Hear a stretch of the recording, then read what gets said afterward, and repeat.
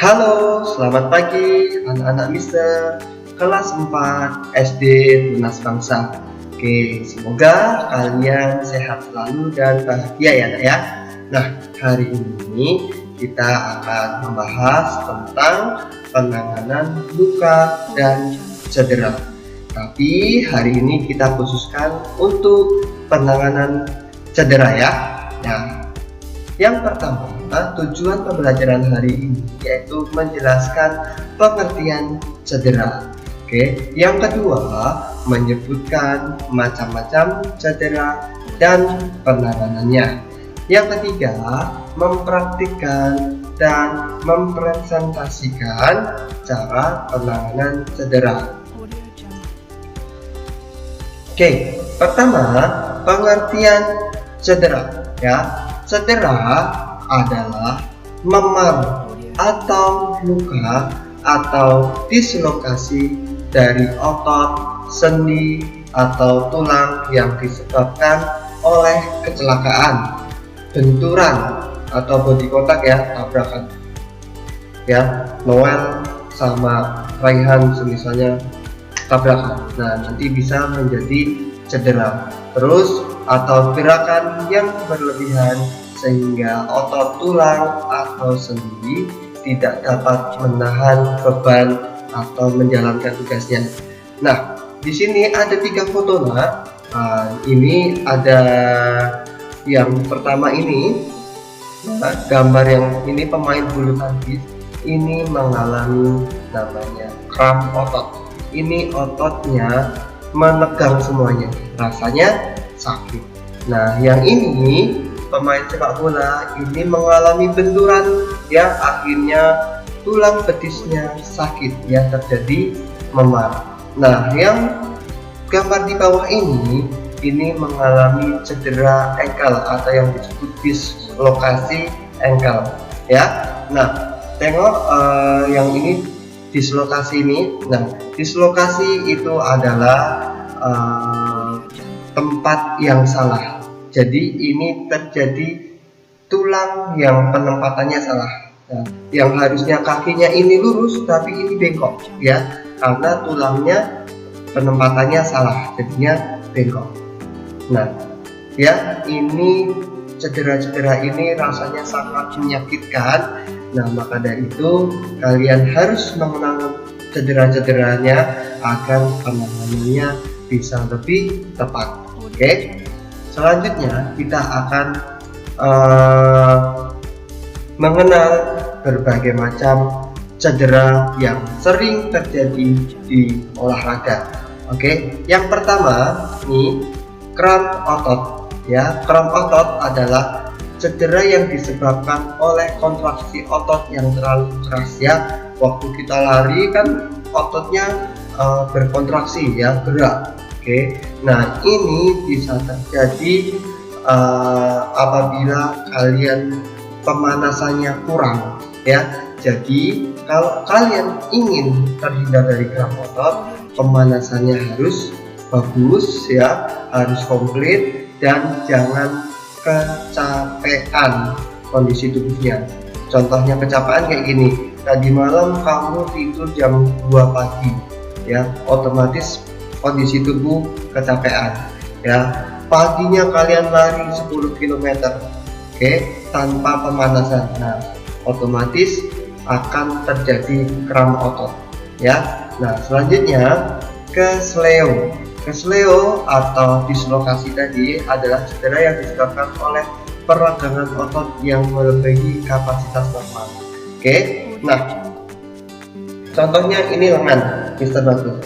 Lengan bergeraknya bisa ditepuk ke atas ya, tapi suatu ketika tangannya Mister Bagus kesleo, tangannya bisa gerak ke samping kiri, ke samping kanan ya. Oke, itu rasanya akan sakit. Itu terjadi kesleo ini karena benturan bisa tadi ya, salah posisi waktu menyangga ya. Mister Bagus jatuh ya, Mister Bagus jatuh tiba-tiba tangannya salah posisinya, ininya bengkok, akhirnya ini bergerak ke samping. Nah, itu bisa. Oke, terus yang ketiga, cedera otot pada cedera pada lutut atau knee injury adalah cedera yang disebabkan karena benturan atau aktivitas yang berlebihan pada lutut. Oke, contohnya aktivitas berlebihan, kamu dari jongkok tiba-tiba loncat tinggi, yaitu aktivitas berlebihan, atau kalian menahan beban terlalu kuat ya, kamu bobotnya 30 kilo tapi kamu menahan beban di pundak ya itu sekitar 120 kilo. Nah, itu bisa menjadi cedera lutut. Ya, yang keempat, cedera pada kepala. Cedera pada kepala adalah cedera akibat benturan atau guncangan keras pada bagian kepala ya. Benturan tersebut dapat mengakibatkan kamu menjadi pingsan atau luka sobek di kepala. Nah, biasanya ini cedera kepala terjadi kalau kalian lari-lari tidak melihat teman kanan kiri depan belakang ya, lari aja sekencang-kencangnya, tiba-tiba tabrakan, terbentur kepala. Nah, jadinya bisa cedera kepala. Nah, yang kelima, retak atau patah tulang. Nah, retak atau patah tulang atau fraktur ya ini cedera akibat kondisi hubungan atau kesatuan jaringan tulang retak atau terputus. Nah, contoh tadi juga waktu Mister jatuh, tangannya menyangga, tangannya tidak kuat, tangan sini bisa patah tulangnya bisa patah. Berbeda ya, Casleo sama tulang patah. Nah, kalau patah tulangnya ini benar-benar tulangnya patah. Tapi kalau Casleo persendiannya itu atau tulang-tulangnya yang di sini itu dislokasi, persendiannya dislokasi. Oke. Selanjutnya yaitu berbagai penanganan cedera ya. Nah, di sini Mr. Bagus akan mengenalkan penanganan terkilir Casleo atau dislokasi tulang ya. Oke. Nah, pertolongan pertama apabila Casleo atau dislokasi, dapat menggunakan metode RICE ya. Di sini RICE itu yaitu rest itu mengistirahatkan, ice itu dikompres menggunakan ice, terus compression itu dililit ya bagian cederanya menggunakan perban ya, atau menggunakan perban plastik ya. Biasanya kalau perban plastik itu namanya wrap ya, yang biasanya digunakan untuk wrapping atau membungkus buah yang sudah dibelah ya. Nah, terus yang terakhir elevation. Nah, ini ada gambar di sini, ada anak yang sakit ya, sakitnya ada di pergelangan kaki, dia diistirahatkan, kaki yang cedera harus diluruskan. Nah, ini diluruskan. Yang kedua, habis diistirahatkan, diluruskan, pergelangan kaki yang sakit atau yang cedera itu dikompres menggunakan es ya.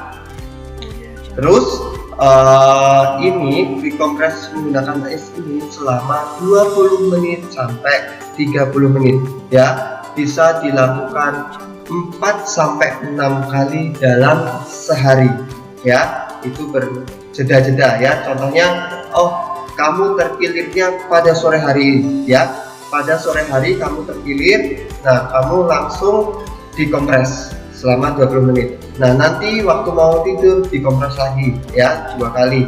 Besok paginya dikompres lagi 3 kali, lalu siangnya dikompres lagi. Nah, ini pengompresan ini bisa dilakukan 3 hari sampai 5 hari tergantung cederanya parah atau enggak, pembengkakannya besar atau enggak ya. Biasanya kalau terkilir itu kan bengkak ya. Nah, ini bisa kalau bengkaknya kecil tidak terlalu besar, mungkin 3 hari itu dikompres es, bengkaknya udah hilang ya. Nah, terus setelah dikompres bagiannya itu dibalut menggunakan perban ya. Nah, es ini sistemnya kan akan mencair terus mengeluarkan air ya, cair terus airnya tetes. Nah, makanya lebih baik di wrapping atau dibalut menggunakan perban plastik ya. Yang tadi Mister bilang biasanya perban plastik ini digunakan untuk membungkus makanan atau membungkus buah yang sudah dipotong. Nah, terus yang keempat, kalau sudah dikompres, sudah dibalut, kaki yang udah dikompres, sudah dibalut itu diangkat, ya, diangkat kakinya atau diangkat bagian yang cederanya itu lebih atas daripada bagian jantung, ya. Jadi misalnya kakinya yang sakit, kamu tiduran, kakinya diganjel menggunakan bantal, menggunakan tas, ya, yang udah diisi, jadi bisa diganjel, ya. Atau kamu tidur di lantai, kakinya dinaikkan di kursi, nah kayak gitu. Nah, itu adalah metode penanganan tergilir. Nah, setelah menggunakan metode RICE, ya, tunggu 3 hari baru boleh diurut.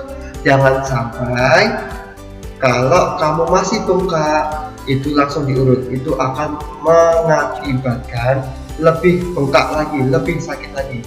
Nah, metode RICE ini pertolongan pertama untuk menghilangkan bengkak dan lukanya atau cederanya tidak merambat ke tulang-tulang yang lain atau bagian yang lain, ya. Jadi lakukan metode RICE ini terlebih dahulu sampai bengkaknya hilang, baru kalian dibawa ke tukang pijat atau ahlinya tulang, ya, biar tulangnya bisa diluruskan kembali. Oke. Nah, selanjutnya metode penanganan kram. Nah, metode penanganan kram atau kejang otot ini biasanya cukup mudah. Nah, ini hanya diurut waktu kramnya, ya. Kejang otot misalnya bagian pahanya diurut, pahanya digoncang-goncang, ya, atau dinaikkan lebih tinggi, diulurkan lagi, ini lebih efektif atau cepat sembuhnya. Tapi kalau kramnya ini kram udah akut, udah kram yang rasanya sakit sekali, bisa ditangani dengan mengompres dengan air hangat, ya. Habis itu dipijat-pijat atau dioleskan balsam atau direndam menggunakan air hangat. Oke, ya. Jadi tolong bedakan cedera kesleo atau dislokasi sama cedera kram otot, ya, nak, ya. Kalau kesleo, dislokasi itu biasanya persendian tulang. Persendian tulang itu apa? Persendian tulang itu pertemuan antar tulang nih. Contohnya ini, ya, ini sendi, ya, ini sendi, ya. Nah, ini sendi. Oke. Nah, itu yang terjadi cedera. Oke. Tapi kalau kejang-kejang, nah, kejang-kejang itu bagiannya di paha, betis, ya, yang tulangnya langsung, tidak persendiannya.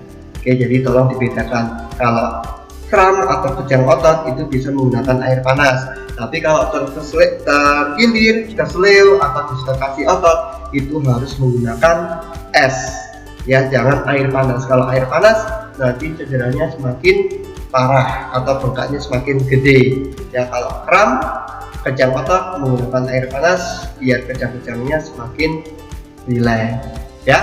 Nah, setelah ini Mr. Bagus akan melihatkan video mempraktekkan cara metode RICE, ya, yang akan dipraktekkan oleh dokter. Nah, dokter ini khusus menangani cedera di timnas sepak bola. Oke, Mister, persilahkan kalian nonton videonya. Dan jangan lupa di akhir videonya ada tugas yang harus kalian lakukan. Oke, sekian dari Mister Bagus. Goodbye.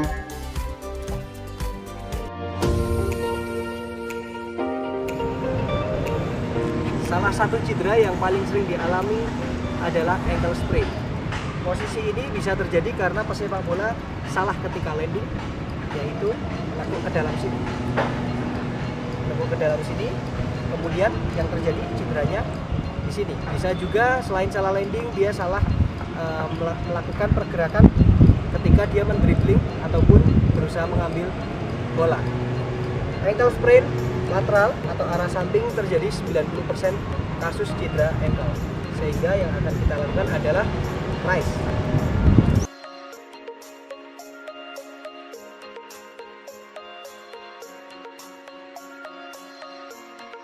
Pertama, istirahatkan atlet, tarik dia dari permainan, kemudian kita siapkan es. Es yang disiapkan bisa berupa seperti ini ataupun bisa menggunakan handuk tipis yang dibasahin air, diperas, kemudian esnya dimasukkan di dalam handuk, kemudian kita ikat. Ini yang akan kita contohkan adalah dengan es seperti ini. Kita tempelkan pada bagian yang cedera, kemudian kita lakukan compression, salah satunya dengan plastik sling, atau bisa juga digunakan dengan beban elastik perban. Yang akan kita contohkan adalah dengan plastik sling.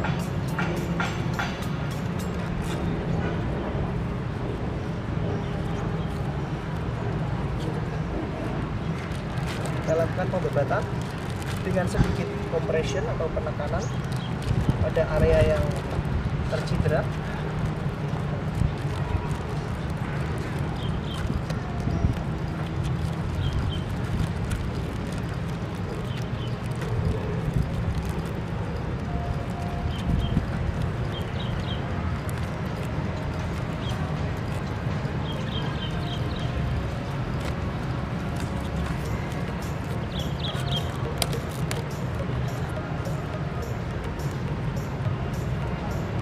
Ya, setelah kita lakukan wrapping, maka kita sudah istirahatkan, rest, kita sudah icing atau kompres es, kemudian kita berikan compression sedikit.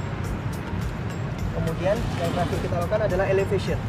Tinggikan kira-kira 30 derajat, 25 sampai 30 derajat, dan kita tunggu atlet ini boleh diberikan minum atau dia beristirahat. Kita lakukan kompres es ini selama 15 menit. Lakukan pengulangan kompres es 4-6 kali 15-20 menit setiap hari selama 3 hari pertama untuk mengurangi bengkak dan mengendalikan radang yang ada pada fase akut cedera.